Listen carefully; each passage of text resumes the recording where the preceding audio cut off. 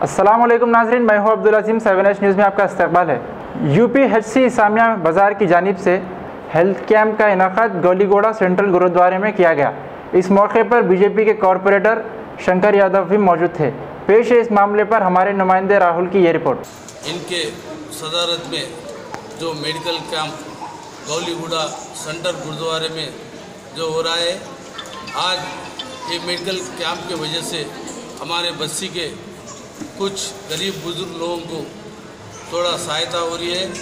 और ये camp every month कर रहे थे और आगे भी करना बोल के या जो भी अधिकारी आए उनसे हमारी रिक्वेस्ट है, ऐसी हर बस्ती में एक 8 दिन को 15 दिन को ये कैंप लगाना बोल के मैं मैडम से रिक्वेस्ट कर रहा हूँ। अन्ना ये फर्स्ट टाइम लगाए ना तो हर साल एवरी मंथ लगा रहे लोग, एवरी मंथ। अभी नेक्स्ट टाइम जो सो कहाँ पे लगाने वाले हैं?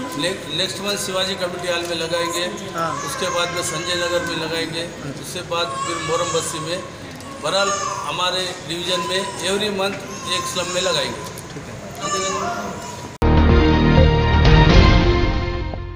खबर है शहर की।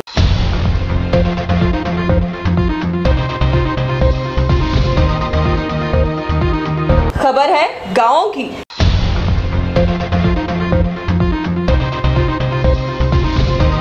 खबर है सारी दुनिया की।